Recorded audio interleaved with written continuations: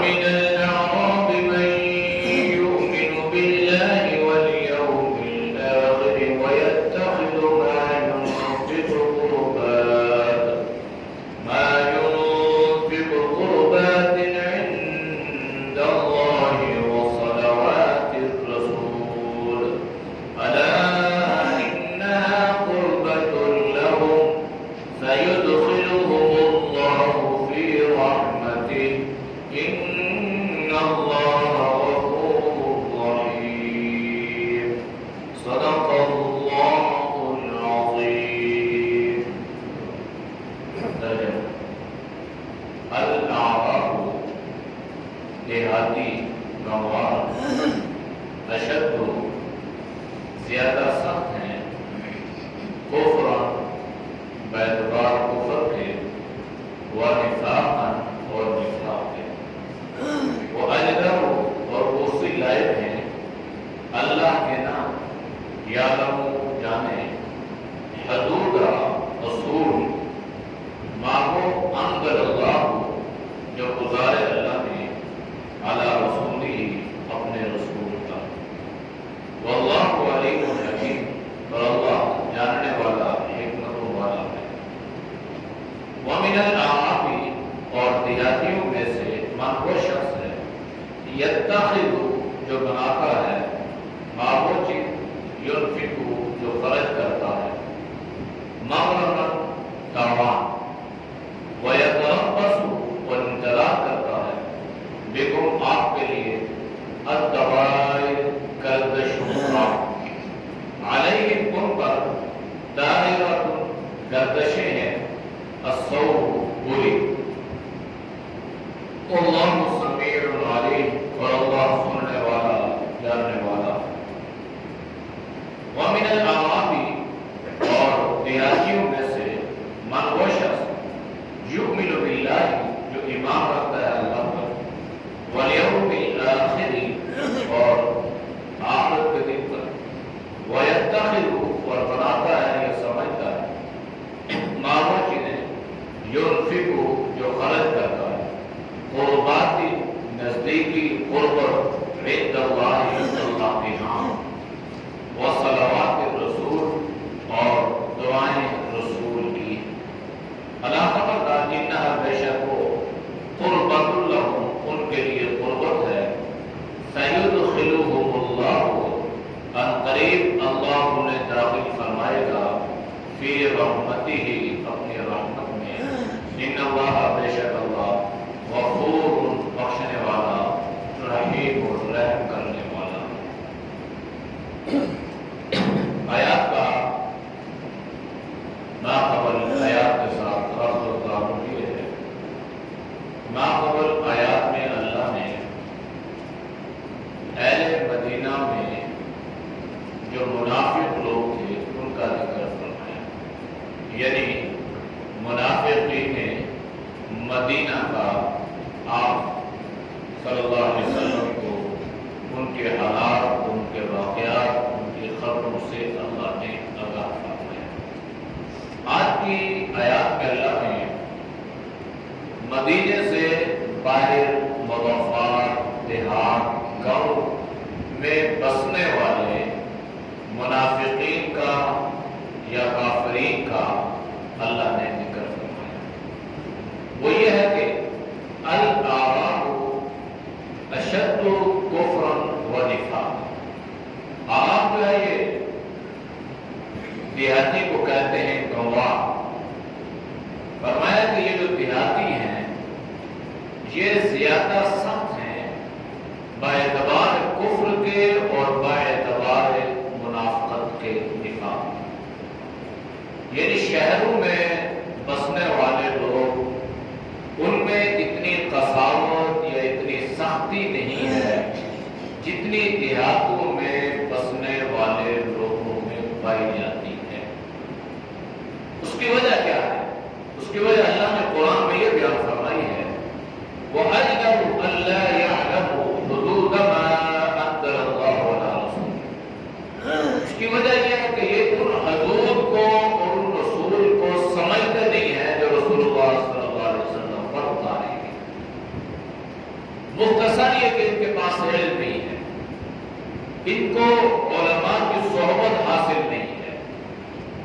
تو جب علم بھی نہ ہو، علماء کی صحبت بھی حاصل نہ ہو، اولیاء اللہ کا قرب بھی انہیں میسر نہ ہو، تو ظاہر بات ہے کہ وہ دیہاتی پن اور وہ سختی اور وہ قساوت ان کے دل میں پائی جائے گی، تو وہ اپنے کیے پہ ڈٹ جائیں گے، چاہے وہ غلط ہے چاہے وہ صحیح ہے۔ جبکہ شہروں میں اللہ نے لوگوں میں علم اور علماء اور اولیاء اللہ اور اس انداز سے لوگوں کو نیک لوگوں کی صحبت میسر ہونے کی وجہ سے ان کے دلوں میں وہ قساوت وہ سختی نہیں ہوتی۔ اس لیے اللہ نے فرمایا کہ دیہات کے لوگ ان میں کفر کے اعتبار سے بھی اور نفاق کے اعتبار سے بھی زیادہ سختی ہے۔ آج بھی اگر ہم اپنے شہر سے تھوڑا سا باہر نکلیں، کسی گاؤں میں چلے جائیں، کسی دیہات میں چلے جائیں، تو بہت کم لوگ آپ کو ایسے ملیں گے جو دین کو سمجھنے والے یا دین کو جاننے والے، یعنی اس زمانے میں بھی حالانکہ علماء کی کمی نہیں ہے، صلحاء کی کمی نہیں ہے، دیندار لوگوں کی کمی نہیں ہے، سیکھنے سکھانے والوں کی کمی نہیں ہے، اس کے باوجود اب پہلی بات ہے کہ پیاسا جو ہے یہ کنویں کے پاس جاتا ہے، اب کنواں تو پیاسے کے پاس نہیں آتا، جس میں طلب ہوگی وہ تو عالم کے پاس جائے گا، جا کے سیکھے گا، جس میں طلب نہیں ہے تو وہ کیا سیکھے گا؟ کوئی جانوروں کے ساتھ رہتے ہیں تو وہ ان والی خصلتیں اور ان والی عادات کو اپنا لیتے ہیں۔ تو شہروں میں اللہ نے یہ ساری چیزیں میسر کی ہوتی ہیں، لوگوں کو سیکھنے سکھانے کے مواقع میسر آتے رہتے ہیں، تو اس لیے ان کی طبیعت میں بھی وہ سختی اور وہ قساوت نہیں ہوتی، بلکہ نرمی ہوتی ہے، دین کی طرف مائل ہونے والے لوگ ہوتے ہیں، دین کی محبت ہوتی ہے۔ اس لیے اللہ نے یہ ان لوگوں کا، اہل مدینہ کا اللہ نے ذکر فرمایا، لیکن آج بھی ایسا ہے کہ اکثر لوگوں میں یہ جو ہے وہ جہالت اور حماقت یہ پائی جاتی ہے، اور معمولی باتوں پہ ناراضگیاں، ناچاکیاں، لڑائی جھگڑے، بدولت، نفرت اور قتل و غارت۔ تو یہ وجہ اللہ نے بیان فرمائی ہے کہ اللہ یعلم حدود ما انزل اللہ علی رسولہ، وہ جانتے نہیں ہیں، ان کو سمجھ نہیں ہے، اور وہ اسی لائق ہیں کہ وہ اللہ نے گویا ان کو اس سے محروم کر دیا ان کی قساوت قلبی کی وجہ سے۔ یہ جو دل میں سختی پیدا ہو جاتی ہے نا، سختی یہ اچھی چیز نہیں ہے۔ دل میں نرمی ہو، مائل ہونے والا ہو، اور لوگوں کے دکھ اور غم اور ان کے حالات کو سمجھنے والا ہو، یہ اچھی چیز ہے۔ آپ صلی اللہ علیہ وسلم کے بارے میں اللہ نے قرآن میں ذکر فرمایا کہ اے نبی، اگر آپ کا دل سخت ہوتا تو یہ جتنے بھی لوگ ہیں نا آپ کے ارد گرد، یہ پھر آپ کے پاس جمع ہوں۔ اس لیے غلیظ القلب، دل کا سخت ہونا یہ ٹھیک نہیں ہے، دل کا نرم ہونا یہ ضروری ہے۔ ہاں اگر شرعی معاملات ہیں تو پھر وہاں پہ سختی بالکل درست ہے۔ حضرت عمر رضی اللہ تعالیٰ عنہ کی طرح جلدی جرأت اور دلیری کے ساتھ احکامات کو جو نافذ کیا جائے تو ٹھیک ہے۔ واللہ علیم الحکیم، اللہ جانتا بھی ہے اور اللہ حکمت والا ہے، یعنی کس کے دل میں کیا ہے اللہ جانتا ہے، اور اللہ کی حکمتیں ہیں کہ کوئی دیہات میں ہے، کوئی شہر میں ہے، کوئی یہاں ہے، کوئی وہاں ہے، تو اللہ نے جس طرح جس کو جہاں چاہا اللہ نے اس کو اسی طرح آباد فرمایا۔ وَمِنَ الْأَعْرَابِ، انہی دیہاتیوں میں سے وہ لوگ بھی ہیں، مَن يَتَّخِذُ، جو سمجھتے ہیں یا جو اسی لائق ہیں، یا مَا يُنْفِقُ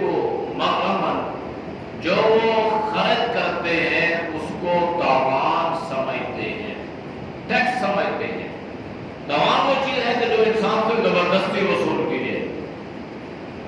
اب یہ جو منافقین تھے نا، آپ صلی اللہ علیہ وسلم جب کسی عامل کو زکوٰۃ کی ادائیگی کے لیے بھیجتے تھے تو یہ منافق لوگ زکوٰۃ تو دے دیتے تھے، لیکن کشادہ دل سے نہیں، نہ چاہتے ہوئے، کراہت کے ساتھ پڑھتے ہوئے، اور اس وجہ سے دیا کرتے تھے تاکہ ہماری منافقت ان پر کھل نہ جائے۔ لیکن ان کے اندر کی صورتحال یہ تھی کہ وہ نہ چاہتے ہوئے بھی دیا کرتے تھے، جس طرح نہ چاہتے ہوئے وہ نماز پڑھتے تھے، اسی طرح زکوٰۃ بھی دیتے تھے، اور اس کو تاوان سمجھتے تھے، ٹیکس سمجھتے تھے، جزیہ سمجھتے تھے کہ ہمارے سے یہ زبردستی جو ہے یہ چیز وصولنا فرض ہے، زبردستی تو ہے نہیں، نماز فرض ہے، زبردستی تو نہیں ہے، تاکید ہے، اور چھوڑنے پر وعید ہے، ناراضگی ہے۔ باقی یہ حکم نہیں ہے کہ جو نماز نہ پڑھے تو آپ اس کو مارنا شروع کر دیں، اس کو قتل کر دیں، ایسے بھائی آپ اسے تاکید کریں، اسے تبلیغ کریں، اسے وعظ و نصیحت کریں، اسے اللہ کا خوف دلائیں، تو یہ زکوٰۃ کے لیے۔ تو آپ صلی اللہ علیہ وسلم نے زکوٰۃ جس نے نہیں دی، ایک ہے انکار کرنا، وہ الگ معاملہ ہے، ایک ہے نہ دینا، جیسے بہت سارے شرعی معاملات ہیں جن کو ہم مانتے تو ہیں لیکن انکار نہیں کرتے، تو انکار کرنے سے تو بار مرتبہ انسان دائرہ اسلام سے خارج ہو جاتا ہے، اور وہ عمل نہ کرنے سے انسان گنہگار ہوتا ہے۔ اب یہ لوگ کیا کرتے تھے، اس کو تاوان سمجھتے، وَيَتَرَبَّصُ بِكُمُ الدَّوَائِرَ، اور جناب نبی کریم صلی اللہ علیہ وسلم کے بارے میں یہ اس انتظار میں تھے کہ آپ پر کوئی مصیبت یا کوئی پریشانی آ پڑے، وَيَتَرَبَّصُ، اور انتظار کر رہے تھے، بِكُمْ، آپ کے بارے میں، الدوائر، دوائر یہ دائرہ کی جمع ہے، اور دائرہ عربی لغت میں اسے کہتے ہیں کہ اچھی حالت سے بری حالت کی طرف منتقل ہو جانا۔ تو یہ لوگ اس انتظار میں تھے کہ آپ کے حالات پورے ہو جائیں اور ہماری اس زبردستی سے جان چھوٹ جائے اور ہم کھلا جو ہے یہ مسلمانوں کے خلاف ہو۔ کسی کے انتظار سے تو کچھ نہیں ہوتا، یہ دل کا ایام و مطابق بین الناس، انسان جو ہے یہ ہر حالت پوری زندگی ایک حالت میں نہیں رہتا، یہ دن بدلتے رہتے ہیں۔ دن بدلنے سے مراد یہ ہے کہ کبھی اللہ نے اس پر غمی بہہ دی تو غمی سزا نہیں رہتی، اللہ اسے خوشی بھی عطا کرتا ہے۔ اگر بیمار ہوا تو بیماری ہمیشہ نہیں رہتی، اللہ اسے صحت بھی عطا کرتا ہے۔ اور اسی طرح اگر اللہ نے کسی امتحان میں مبتلا فرمایا ہے تو وہ امتحان سزا نہیں رہتے، اللہ ان امتحانوں میں انہیں کامیابی اور سرفراز بھی عطا کرتا ہے۔ تو اس لیے یہ جو دنیا ہے اس اعتبار سے ذہنی طور پر ہر آدمی اپنے آپ کو تیار رکھے کہ دنیا میں کوئی خبر، کوئی پریشانی، کوئی بات سننے کو مل سکتی ہے، کوئی پریشانی، کوئی آفت، کوئی مصیبت، کوئی ناگہانی آفات۔ آپ صلی اللہ علیہ وسلم اللہ سے عافیت کی دعا مانگا کرتے تھے، لیکن اس کے باوجود آپ صلی اللہ علیہ وسلم پر یہ دنیا کی ساری پریشانیاں آپ پر آئیں، بلکہ آپ نے خود فرمایا کہ اللہ نے سارے انبیاء کو آزمایا اور اللہ نے مجھے سب سے زیادہ آزمایا۔ تو یہ آزمائشیں جو ہے یہ اس زندگی کا حصہ ہے۔ علیہم دائرۃ السوء، اللہ نے فرمایا کہ یہ تو آپ کے بارے میں انتظار میں ہے، وہ ان پر جو ہے بری مصیبتیں اور بری زمانے کی گردشیں آئیں گی، اور اللہ نے کیا کہ ان پر آئیں۔ تو یہ منافقین سب چھپاتے پھرتے تھے، رہنے کی جگہ نہ ملی، ان کو خیبر سے اور خیبر سے شام کی طرف ان کو دھکیل دیا گیا، یہ ان کی ذلت اور رسوائی تھی، یہاں تک ان کے باغات اور ان کی کھیتوں کو جلا دیے تھے۔ تو یہ اللہ نے فرمایا کہ جو آدمی کسی کے بارے میں برا چاہتا ہے نا تو وہ اس کو برائی آئی یا نہ آئی، خود اللہ اس کو برائی میں، مصیبت میں، پریشانی میں مبتلا کر دیتا ہے۔ اللہ نے آپ صلی اللہ علیہ وسلم نے ہمیں یہ دست دیا ہے کہ اگر آپ کسی کے پاس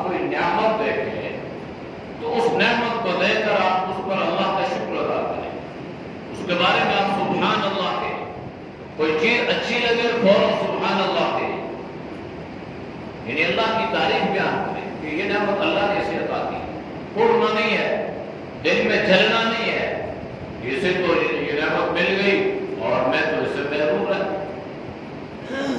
یہاں تک کہ آپ صلی اللہ علیہ وسلم نے ہمیں یہ درس دیا کہ اگر آپ کسی کو مسکراتا ہوا دیکھیں تب بھی آپ اس کو دعا دیں کہ اللہ تجھے یوں ہی مسکراتا ہوا دے۔ یہ اسلام کی تعلیم ہے، یعنی اس میں یہ نہیں ہے بغض نہیں ہے، حسد نہیں ہے، خدورت نہیں ہے، نفرت نہیں ہے۔ ہر جگہ اسلام نے یہ تعلیم دیا کہ برائی کو مت سوچو، اچھائی محبت پیار۔ اضحک اللہ سنی، آپ نے فرمایا کہ اس کو دعا کرو کہ اللہ تجھے یوں ہی مسکراتا ہے۔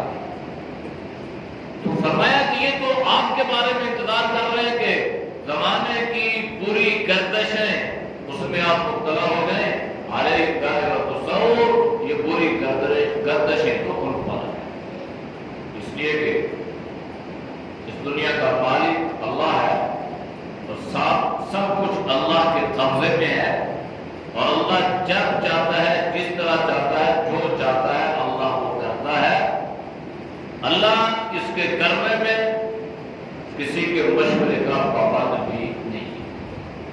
کم من فیۃ قلیلۃ غلبت فیۃ کثیرۃ باذن اللہ، اللہ چاہے تو قلیل کو کثیر پر غالب کر دے، اللہ نے کیا، اللہ کر رہا ہے۔ اس لیے فرمایا کہ اچھائی سوچو تو اللہ تمہیں بھی اچھائی عطا فرمائے گا، برائی مت سوچو کہ فلاں آدمی ایسا ہو جائے اور وہ غربت میں چلا جائے اور اسے خوشی نہ ملے اور اسے کیوں مل گیا۔ اور مجھے اکثر یہ بات علماء نے لکھی ہے، یہ جو حسد ہے نا، حسد جو بیماری کی ایک قسم کی جڑ ہے، فرمایا کہ اصل میں حسد کرنے والا اللہ کی تقسیم پر راضی نہیں ہوتا، وہ اس لیے حسد کر رہا ہے۔ تو ہر مسلمان کو چاہیے کہ اللہ کی تقسیم پہ راضی دے کہ اللہ نے مجھے جس حال میں رکھا ہے یا اللہ تیرا شکر ہے، آپ کو اللہ نے جس حال میں رکھا ہے یا اللہ تو میں رکھا ہے، اللہ نے مزید ترقی عطا فرمائی۔ اس لیے یہ واللہ سمیع علیم، اور اللہ سنتا بھی ہے اور اللہ جانتا بھی ہے۔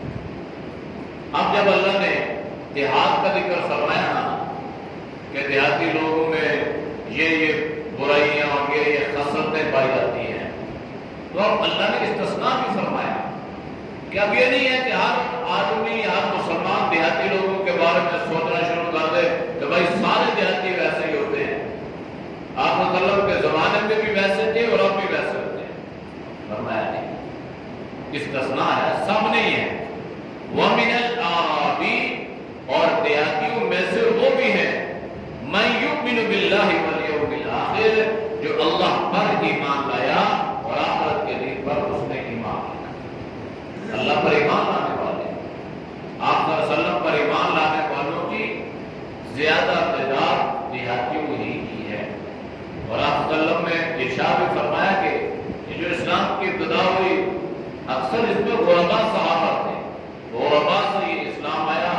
پھر آپ نے فرمایا کہ ایک وقت آئے گا کہ اسلام غربا کی طرف لوٹ جائے گا، غریبوں کے پاس اسلام ہوگا، امیر اس سے محروم ہو جائے گا۔ تو فرمایا کہ وَيَتَّخِذُ مَا يُنْفِقُ قُرُبَاتٍ عِنْدَ اللَّهِ، اب منافق جو خرچ کرتا ہے اس کو تاوان سمجھتا ہے، اور اہل ایمان والا جب وہ خرچ کرتا ہے تو یہ اس لیے خرچ کر رہا ہے کہ یہ اس کو اللہ کا قرب اور اللہ کی نزدیکی کا ذریعہ سمجھتا ہے۔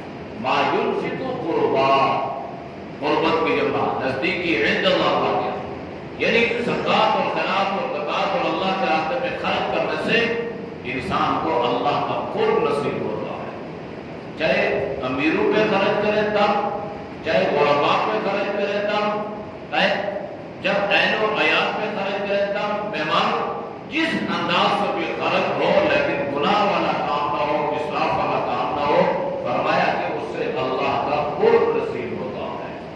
اور دوسری کیا چیز، بڑی اہم چیز فرمایا وَصَلَوَاتِ الرَّسُولِ، اور رسول صلی اللہ علیہ وسلم کی دعائیں نصیب ہوتی ہیں۔ صلاۃ کو مانے دعا کے، عربی میں صلاۃ کے کے کئی معنی، نماز بھی ہے، دعا بھی ہے، تسبیح بھی ہے، اور اس کا معنی درود و سلام بھی ہے۔ قرآن میں یہ الفاظ استعمال ہوتا ہے مختلف جگہوں پہ۔ والصلوات رسول، اور دعائیں، تو دوسری جگہ یہ حکم بھی دیا گیا کہ جب خذ من اموالہم صدقۃ تطہرھم وتزکیہم وصلی علیہم، آپ کو اللہ نے فرمایا کہ جب آپ ان سے صدقات وغیرہ وصول کیا کریں نا تو پھر آپ ان کے لیے دعا بھی کیا کریں۔ اس سے معلوم یہ ہوا کہ جو آدمی کسی پر مال خرچ کرے جس انداز سے بھی ہو تو اسے چاہیے کہ اس کو دعا کرے۔ بارک اللہ، اللہ تمہیں برکتیں عطا فرمائے۔ بارک اللہ فی علمک وعملک وحیاتک، اللہ تیرے علم میں، اللہ تیرے عمل میں، اللہ تیری زندگی میں برکتیں عطا فرمائے۔ تو یہ دعا ہر انسان کو کرنی چاہیے جو اس کے ساتھ کوئی نیکی کر رہا ہے۔ تو یہ دیہات میں بسنے والے لوگ، اللہ نے ان کا صلی اللہ علیہ وسلم کی صحبت نصیب فرمائی تھی، اللہ نے انہیں یہ علم اور عمل والی زندگی عطا فرمائی تھی۔ یا فرمایا سارے دیہاتی ایک طرح کے نہیں ہیں، ان میں سمجھدار لوگ بھی ہیں جو اللہ کی رضا کے لیے، اللہ کا قرب حاصل کرنے کے لیے اور آپ صلی اللہ علیہ وسلم کی دعائیں لینے کے لیے اپنے مال کو خرچ کرتے ہیں۔ الا خبردار انہا قربۃ لہم، بے شک ان لوگوں کے لیے اللہ کا قرب ہے، اللہ کی نزدیکی ہے۔ اور کیا ہوگا انجام؟ سیدخلہم اللہ فی رحمتہ، جو اللہ کے لیے خرچ کرے گا اللہ عنقریب اس کو اپنی رحمت عطا فرمائے گا، اپنی رحمت میں اللہ اسے داخل فرما لے گا۔ دنیا میں بھی اللہ کی رحمت ہے اور آخرت میں ہمیشہ ہمیشہ کی رحمت ہے۔ تو دو چیزیں ایسی ہیں نا دنیا میں، ہر چیز خرچ کرنے سے کم ہوتی ہے، دو چیزیں ایسی ہیں خرچ کرنے سے بڑھتی ہیں۔ مال خرچ کرو گے بڑھے گا، علم خرچ کرو گے بڑھے گا۔ تو یہ دو چیزیں ایسی ہیں کہ خرچ کرنے سے ان میں بڑھوتی ہوتی ہے، ان میں کمی نہیں ہوتی۔ ان اللہ غفور رحیم، بے شک اللہ بخشنے والا مہربان۔ اعوذ باللہ من الشیطان الرجیم، بسم اللہ الرحمن الرحیم۔ الاعراب اشد كفرا ونفاقا واجدر الا يعلمون حدود ما انزل الله على رسوله والله عليم حكيم۔ ومن الأعراب من يتخذ ما ينفق مغرما ويتربص بكم الدوائر عليهم دائرة السوء والله سميع عليم۔ ومن الأعراب من يؤمن بالله واليوم الآخر ويتخذ ما ينفق قربات عند الله وصلوات الرسول ألا إنها قربة لهم سيدخلهم الله في رحمته إن الله غفور رحيم۔ الحمد لله رب العالمين والعاقبة للمتقين والصلاة والسلام على النبي الكريم۔ یا اللہ ہم سب کے صغیر گناہوں کو معاف فرما اور ہم سے حفاظت فرما۔ یا اللہ نیک اعمال کی توفیق نصیب فرما۔ یا اللہ ہم سب کو دل کی نرمی عطا فرما، قساوت قلب سے اللہ ہم سب کی حفاظت فرما۔ یا اللہ تو سب کو سخاوت عطا فرما۔ اے اللہ تندرستی سے بخل سے اللہ تو سب کی حفاظت فرما۔ یا اللہ تو سب کو جان مال اولاد قربان کرنے کی توفیق نصیب فرما۔ لیے اللہ تو سب کو قبول فرما۔ یا اللہ جتنے دوست سوال بزرگ تیری رضا کے لیے سنتے ہیں اللہ ان کے سننے کو قبول فرما۔ یا اللہ تو سب کی جان میں، مال میں، ایمان میں، صحت میں اللہ برکت عطا فرما، علم اور عمل میں اللہ برکت عطا فرما، تقویٰ طہارت والی زندگی نصیب فرما۔ ہر پریشانی سے، ہر امتحان سے، ہر شر سے اللہ تو ہم سب کی حفاظت فرما، ہمارے بال بچوں کی حفاظت فرما۔ یا اللہ